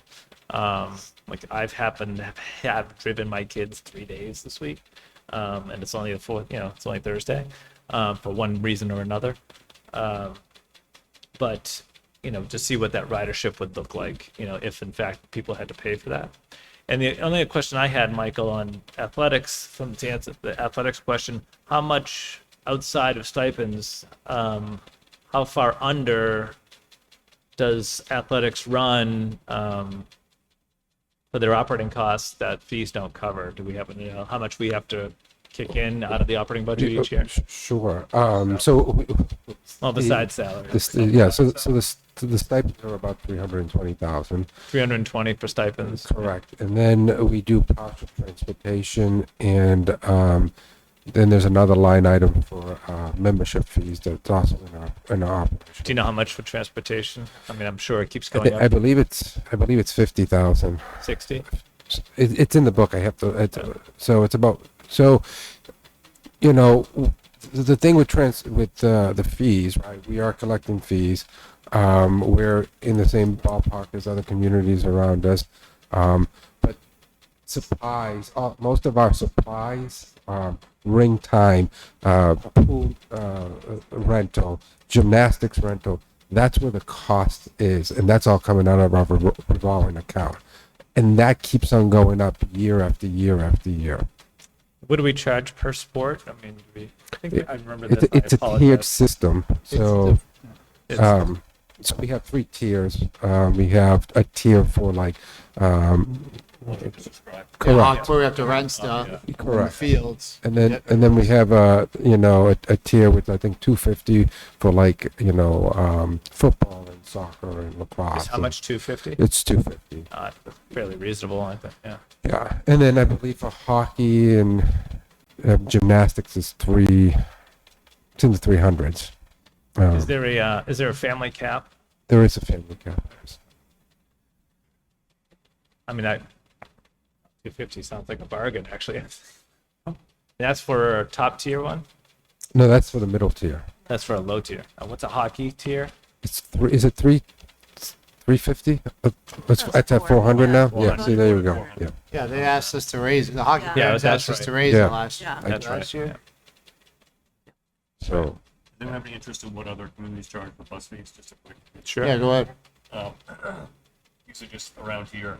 Ashland 290, Brookline 400, Dedham 265, Franklin 360, Hopkinton 200, Needham 415, Norwood 275, Mansfield 300, Millis 326, which is odd. Medway 265, Sharon, another odd number, 567. Those must be averages. Westwood 290, Walpole 325, Wellesley 300, Holliston 240, 415, and the median is 300. But so if we can ask you guys to do this presentation, but like, I mean, the total wild card here, right, is people just drive their kids to school and then we have more traffic, like, because we got close to this, or I think we looked at this, but like, we don't know if 60% of the people are going to drive. And then that 125 turns into whatever we said, 170 miles, like, then it's $60,000.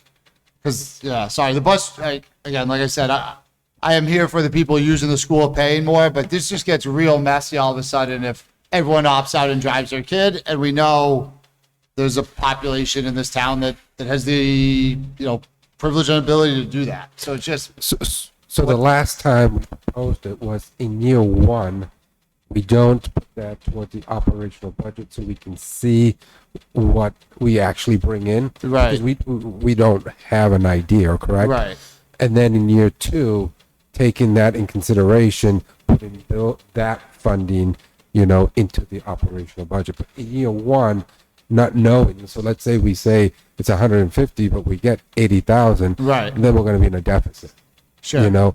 Or we could be on the other side of it, correct? Right, sure. So the goal was, we don't know what the costs are going to be because we don't know how many families are going to say, you know what, I'm just going to drive my kids to school, or I'm going to have my high school kid drive my elementary kid because now they don't have to be in school until afterwards, right? Yeah. So then that something that we have to consider also. Well, and Michael, I think, what happens in that sense, right? What if only, at $300 and 2,500 students, it's $750,000. It's a good number, right? But in our contract is what, 1.5? Give it to, I know there's a budget book, sorry. Yeah. You get a book over there? And then, I can tell you our and how many student services transportation is going to 880. I'm Yeah. trying to remember. and we, how many buses do we run? We run 20 buses. 20 buses. So the real, question is if we charge, are we either going to be, what is the break even, or what is the point where we're actually making enough money over, a certain amount to make that work in our Correct. favor, right? Correct, So- and that's why if we implement it, that's fine. I'm just saying in year one, we need to see what we're gonna be tracking, right? Because we don't know. And maybe it's something we do test over that time as we prepare, as, moving forward into the future, like, because we're going to end up having to, but we're going to ease it in so that people get used to it. Maybe it's cheap enough that it's only one dinner out, and they'll still do it, not drive. No, sorry, Will. I understand what you're saying. But they won't just drive their kids, and I think we'd want to try to find information for parents, what they're thinking Yeah. before we did anything. Yeah. Wonder if that's part of the survey for the start time. Right. If we do want to look into it. All right, so if you guys could put something together for one of the March meetings, I think this is the second one, right? Okay. So then important dates, and when we can expect information, and discussions going forward. So February 24th, the schools will be presenting at the warrant committee. That's our annual presentation. The end of March and early April, the warrant committee has their hearing scheduled at the end of March. And then if it goes long, they will have an additional meeting the following week. Sometime in that space at one of those two meetings, that's when they would be making their final recommendation on the override amount. To get to this point, they're going to have to review the FY27 and 28 budgets, the related cuts, the priority of restoration, and weigh all of that with tax impacts to residents. So they have a lot of information that they're going to be sifting through as well before they get to that point. The other thing we talked about was that the override vote at town meeting actually is a 50% vote, not 2/3. Oh, really? Yep. It's useful. And the town meeting is But on there- May 4th. Sorry, go ahead. Make the ballot. There is still the there's a second ballot, ballot one, yes. right? Yep. That's something that I think is important people understand. It's a two-part process. Yeah. Michelle, can you repeat when you said between these two dates is when they would determine the final? So they When- have, what were those dates? so they're hoping Okay, sorry. that they can Fingers have their crossed. one meeting at the very end of March. I think it was like, Oh, and okay, but then if the meeting's too long, gotcha. then they will have an additional meeting Okay. in the first week of April. Okay, So so they have end of March, they have early. those scheduled for themselves, whatever those Tuesdays were. But those are the two areas that they're looking at. And then it would go to the select board and then the warrant to print. But that's kind of those are our target dates, because then we would have a more concrete number to be looking at what our cuts will actually mean, right? A lot of people have reached out to me over the past couple weeks. So I just wanted to kind of take a minute to step back, because I feel like the tone of some of the friends and neighbors and residents that are chatting is just a little concerning to me. So the reality is that this is going to get hard. We're facing a very challenging 18 to 24 months, similar to what Leo was saying earlier. This is going to be a tough budget season. Next year is going to be a tough budget year. And then we have the school building vote. Money is something that people love to argue about. And these are big things that have potential to create a lot of divide. So I want to be clear that the people sitting at this table and the individuals serving on our other town boards and committees, we're all volunteers. This is the second night in a row that Leo and I aren't at home with our families because we have town obligations, and that's not like for us or woe is me. It's just that I think it would be helpful if people can assume good intent for our boards and committees and the volunteers, and that the conditions we're facing right now are really different than prior budget cycles, and that it doesn't really matter if you're 32 or 99 or you had kids in the school systems or you don't right now or you never had kids in the school systems. We all have a stake in the community. And I think finding common ground matters, especially when the issues in front of us affect Medfield as a whole. So before drawing conclusions or making assumptions, if you feel like you're missing information, just ask. I think it's very reasonable to want clarity. But it's also very possible that some of the details aren't available yet for very valid reasons. And as we look at this next 18 to 24 months, I think it would be really helpful if we're in a space that we can be grounded and respectful and solution-oriented. We don't have to agree on everything, but I think as a community and a town, we need to find a space to work together.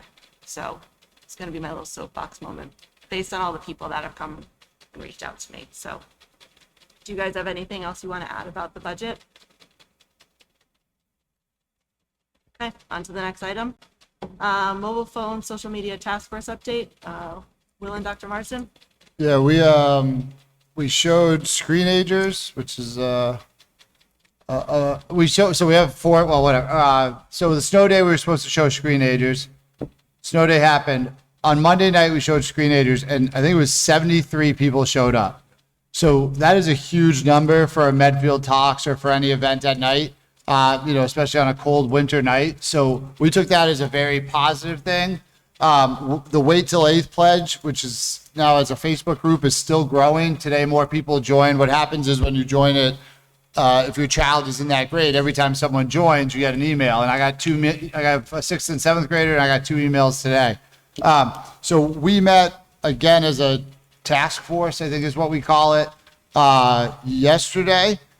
And like Dr. Marsden said earlier, we will have another, I'm not sure if it's going to be screenagers, because it is a long watch to sit there for 50 minutes. So I think as a task force, we are going to, next meeting, do our best to figure out what people want, like where that conversation wants to go. So that's what we talked a lot about yesterday or the day before. So if you are someone who's interested in this, please reach out to me or anyone on the task force. But our goal is to have this conversation to see how we can help our kids around screens, social media, AI, all of these very, very challenging things. But I think overall, well, I'll say I'm super stoked on where we're at. To have 73 people show up just to be like, I'm struggling with this. What do you do? This is what I do is awesome. And everything Michelle just said in the interest of sticking together as a community with money, this affects our kids a lot too, right? The amount of time they spend on screen, I won't get too soapboxy here where I stand, but like social media, AI, all these things are dangerous to our kids. They're also great for our kids, right? So we're working through that. But the task force in our next meeting, we'll be just trying to figure out what people want. How can we get 73 people back? How can we get 73 people to bring a friend and continue this conversation to help our kids? So our next meeting will be in March. And like Dr. Marsden said, the next Medfield Talks, or the next like kind of open series, is we're looking at April or May. We're trying to figure out dates. April vacation's obviously in there. But so all good things with that. If you are interested or concerned with this stuff, if it's challenging at home, please join the Facebook group, join Wait Till 8th. And I think it's awesome that we had 70 people to talk about something that's, I think, challenging in all of our households. So good momentum with that crew. Awesome. Anything to add? Great night. School building committee update. We had a meeting last night.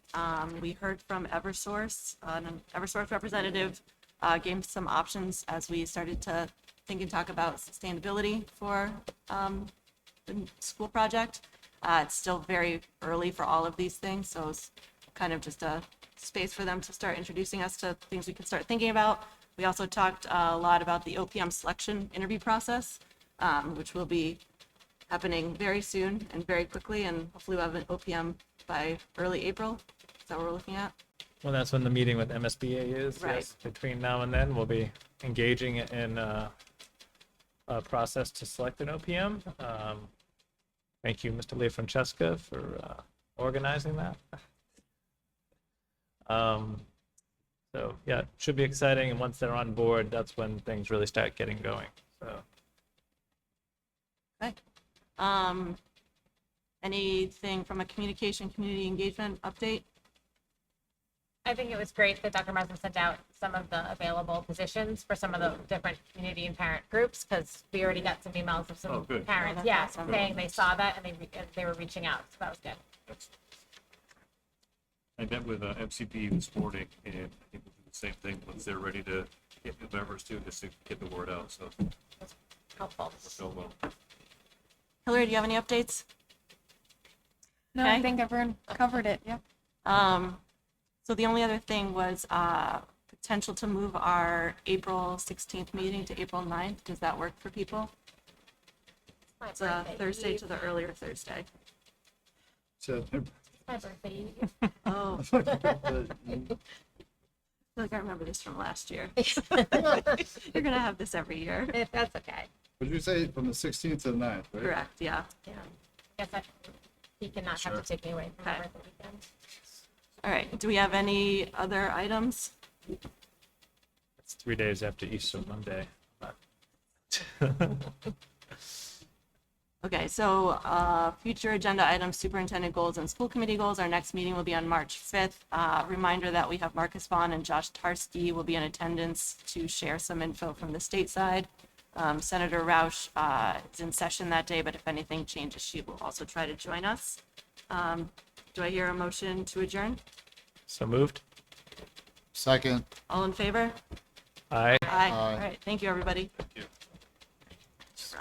Have a lot.